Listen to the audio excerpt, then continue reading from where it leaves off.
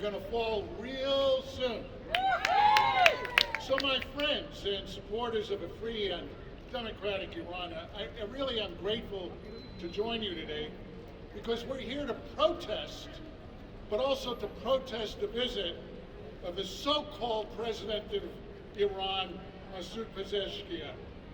You know, he likes to present himself as a reformer. He likes to say that Iran wants to turn a new page. Well, let me send a message to the president.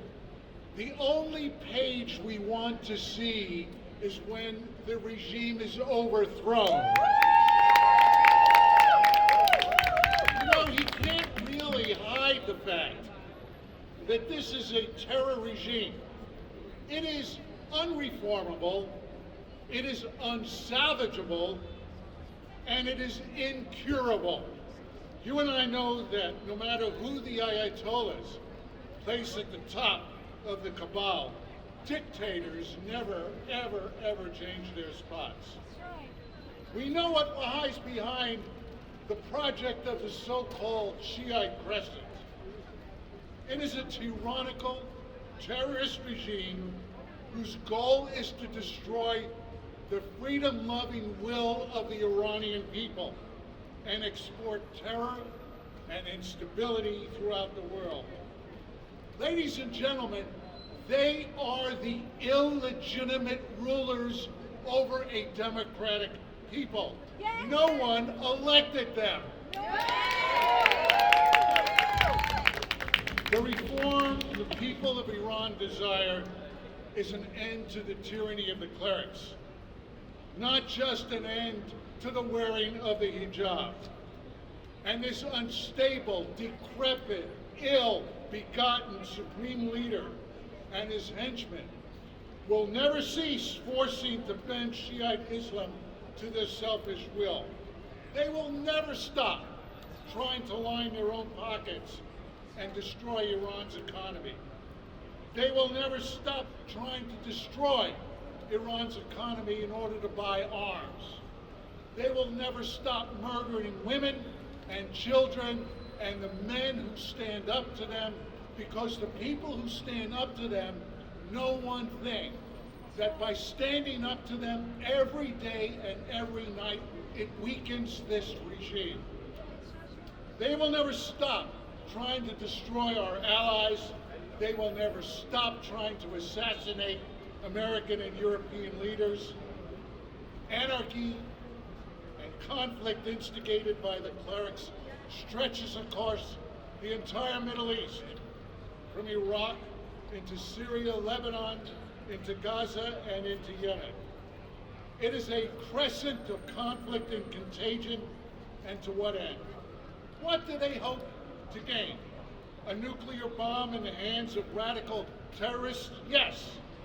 To overthrow the Sunni authority over the holy places? Yes. The expulsion of the United States from the Middle East? Of course. The end to the international order?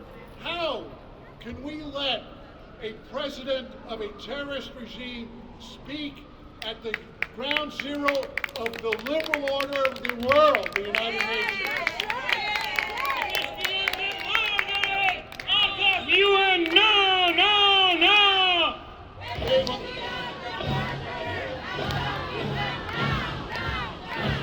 They will never stop sending missiles and drones to Russia. And they will never stop until they are stopped. The message of the protesters is impressively unified all over Iran. They don't want a bomb, they want bread. The sacrifices warrant more than sympathy and admiration of the American people. The world has been witnessing the courage and commitment and wisdom of the Iranian women confronting a regime that considers them to be second-class citizens. Imagine second-class citizens. Iranian resistance is led by women. The National Council of Resistance of Iran's president-elect is a woman, Madam Mariam Rajavi. The NCRI Parliament in Exile is a female majority. protests are increasingly organized in their messages, in their tactics, and the way they have ensured the flames of hope and human rights that do not die. Ladies and gentlemen, with every protester killed, the regime adds more fuel to the fire of its own demise. Burial and memorial ceremonies have turned to local rallying points. For everyone killed, the quote goes, 1,000 will join. Let me remind you, under America's leadership, every president, Democrat and Republican, embraced our NATO-loaned allies to push the Soviet Union over the cliff until it collapsed. We knew the Soviet Union was a threat to us and to international stability. The same holds true for Iran. And what is possible against the Soviet Union is certainly possible against the regime. The clerics are not supermen. They are oppressors, just like Lenin, Stalin, and Brezhnev. And history proves that freedom-loving people, if given the tools and the support of Western democracies, can toss the clerics into the trash heap of history.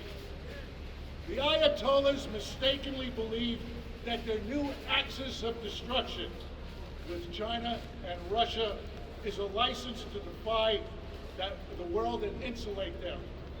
They are wrong. I believe it is in the best interest of the United States to turn a page. We must turn a page. We tried our best. There's no moderates in this regime. I believe that we can do better and must like the Iranian people, they do not stand alone.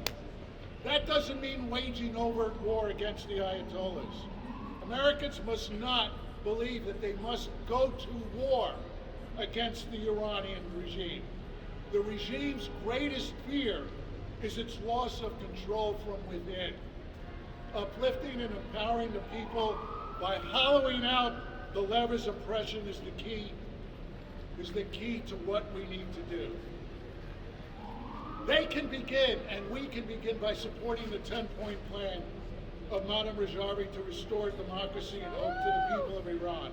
They can acknowledge, and the people in Washington, my friends, can acknowledge and commend the courage of the NCR's success in revealing the nuclear secrets behind the Ayatollah's atom bomb and its illegal missiles.